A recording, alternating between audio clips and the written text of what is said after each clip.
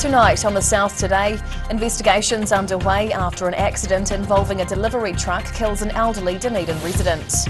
Bad news for oyster lovers. Bluff's popular annual festival has been cancelled again, but COVID's not to blame.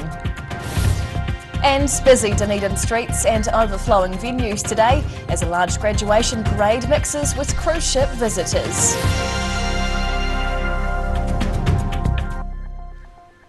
Kia ora, good evening, I'm Hannah Wilkins. A 62-year-old Dunedin care home resident has died after being run over by an LPG delivery truck.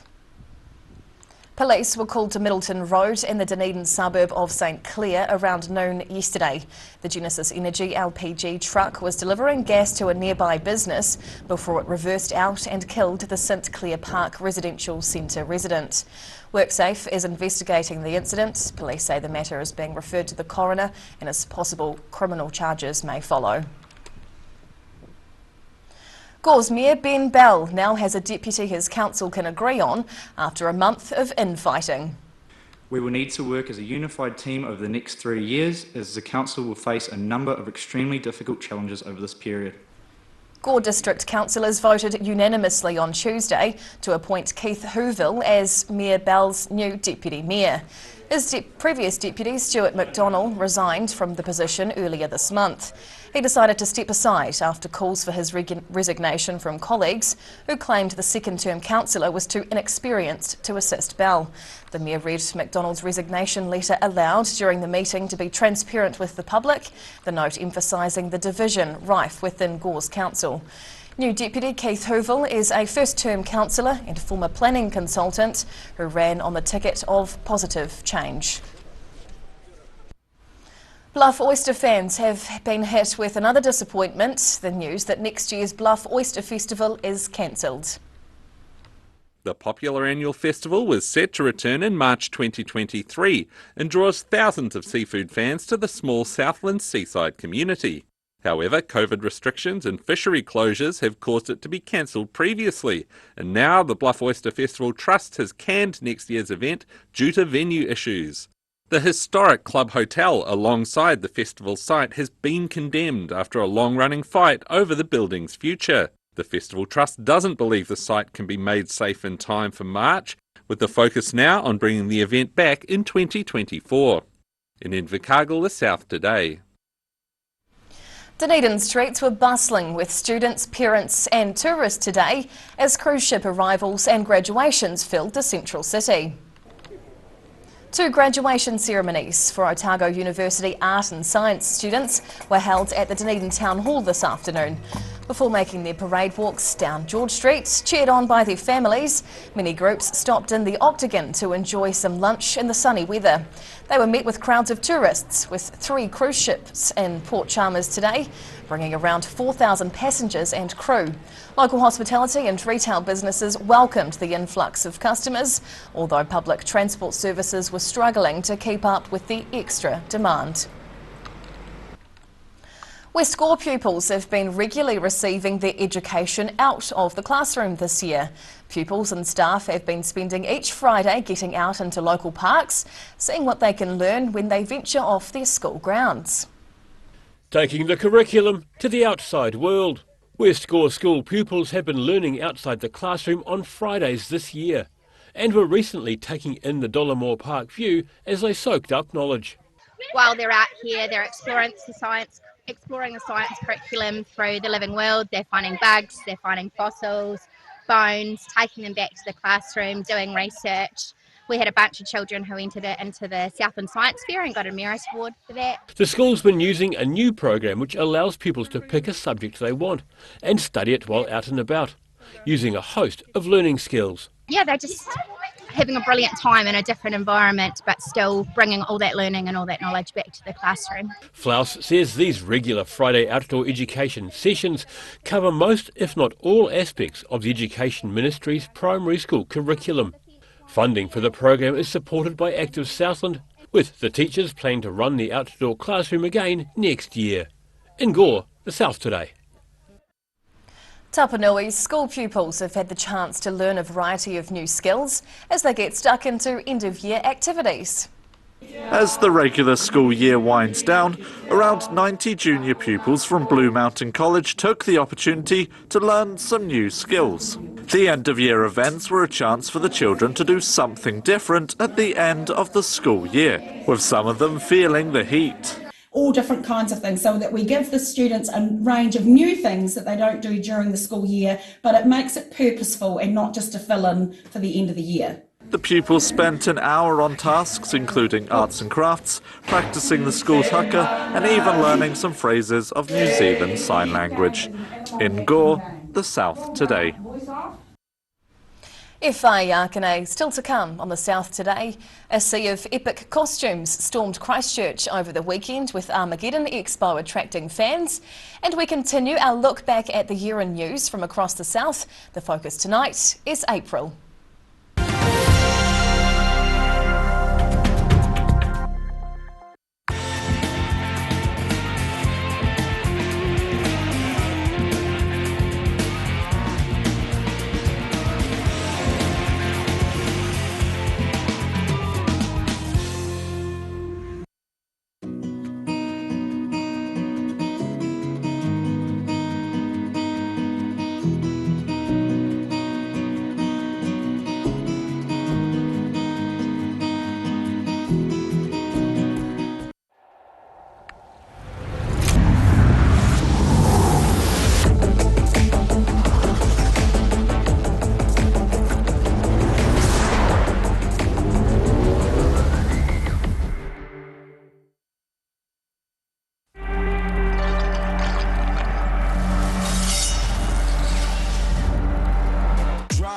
Drop when you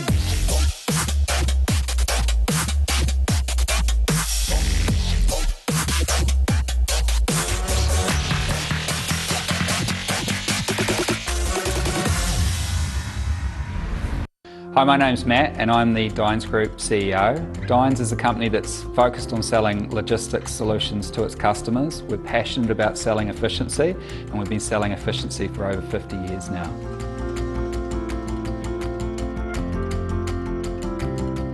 If you're at risk of developing melanoma skin cancer, you owe it to yourself to have a mole map. Mole map is coming to your area. Phone today to make an appointment. It could save your life.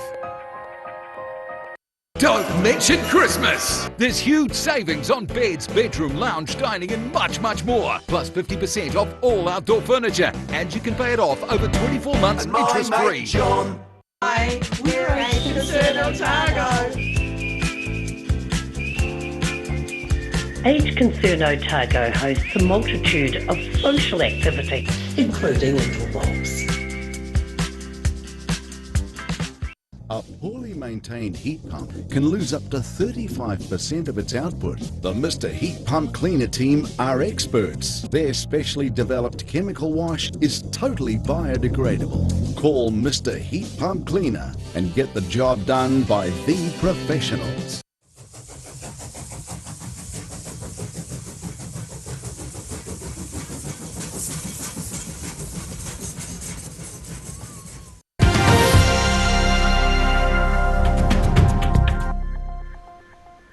Tēnā koe, welcome back. Pop culture event, the Armageddon Expo, returned to Christchurch over the weekend. The city's new convention centre, Te Pae, was taken over by the Weird and Wonderful, with the Expo the largest event held at the new venue so far. The popular Armageddon Expo returned to the Christchurch city centre at the weekend for the first time in more than a decade. Hundreds of fans filled Te Pae Convention Centre, enjoying the mix of the comic book characters, international guest stars, giant gaming displays and anime collectibles. It's been great. I mean, it's always good to be around when you see the families and the kids running around, but also there's so many people of all ages and sexes that are just having a blast. We used to go to these things as kids.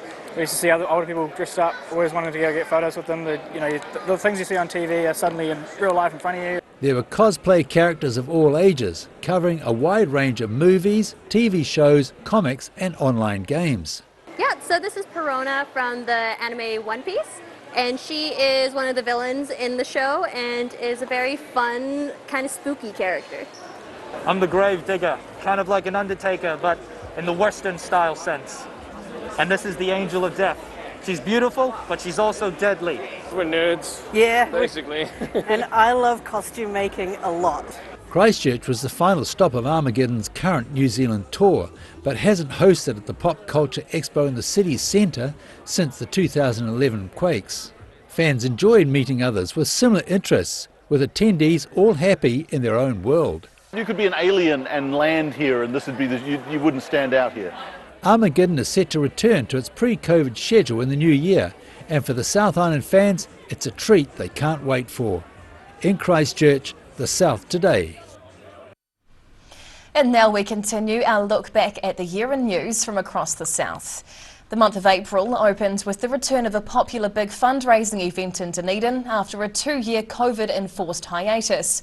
Meanwhile, a high-profile Southern nurse who made headlines after helping save the life of the British Prime Minister returned to New Zealand to share her story. The Star Regent 24-hour book sale opened its doors, but the ongoing COVID-19 pandemic forced organisers to get creative with how the event could be safely held. Browsers were limited to 200 ticketed patrons inside the Regent Theatre at a time, with the popular event extended from the usual 24 hours to a 10-day sale. Yeah, it is different. There's not as many people. You're not sort of squeezing between people all the time. I really like it. I like this style. Yep, I think it's really good. 50 years of the Dunedin study was celebrated. The longitudinal study into human development and behaviour is recognised as one of the world's leading studies of its kind. It's helped researchers better understand the process of growing up for half a century, with no signs of stopping. Meanwhile, a Southern nurse who helped save then UK Prime Minister Boris Johnson from dying from COVID-19 symptoms returned home, telling her tale to an audience in Gore. They're Jenny from New Zealand, Invercargill on the South Island to be exact. It's made me realise I need to do what I love and stop doing what I don't love. Also in the south, a massive blaze swept through the Awarua wetland, fuelled by some of the combustible material which makes up the area. Fans believed the fire would continue to burn for a very long time. And on a sporting front, the high-profile Millbrook Classic Golf Tournament was held in Arrowtown. A lineup of professionals and amateur players were keen to dust off their clubs and try out the new Coronet course. 28 players took part, enjoying sunny weather and a stunning scenic backdrop during the event. Across the South Today. And now recapping tonight's top stories on the South Today. The death of an elderly Dunedin resident who was run over by a reversing delivery truck has been referred to the coroner. Another cancellation for the popular Bluff Oyster Festival. An unsafe building is being blamed for the decision. And a large graduation parade combined with cruise ship visitors to keep Dunedin hospitality and retail outlets flat out today. And time now for a look at tomorrow's weather. The South Today weather, proudly brought to you by MolMap, the skin cancer detection specialists.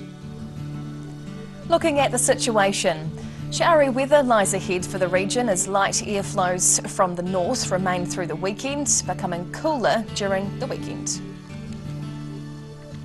Heading to the top of the South Island, northerlies and rain are heading for Nelson and Greymouth with highs of 21 degrees and a cloudy 23 down in Christchurch with light easterlies.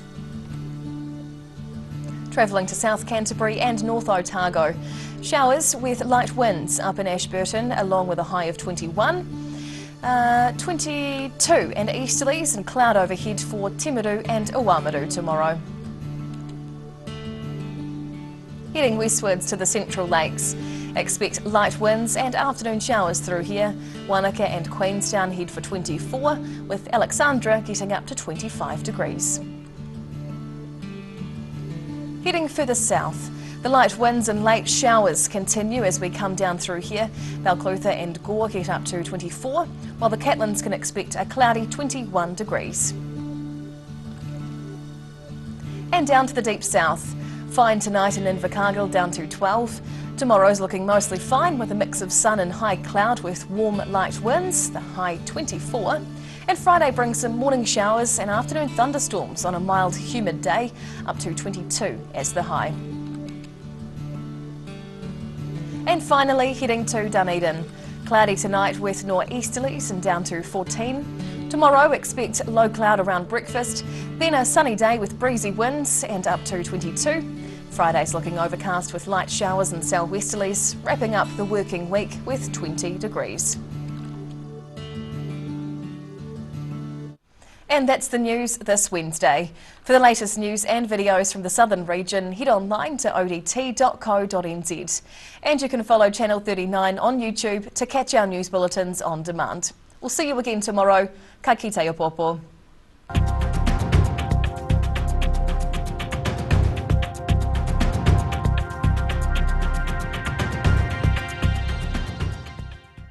Public interest journalism funded through New Zealand On Air.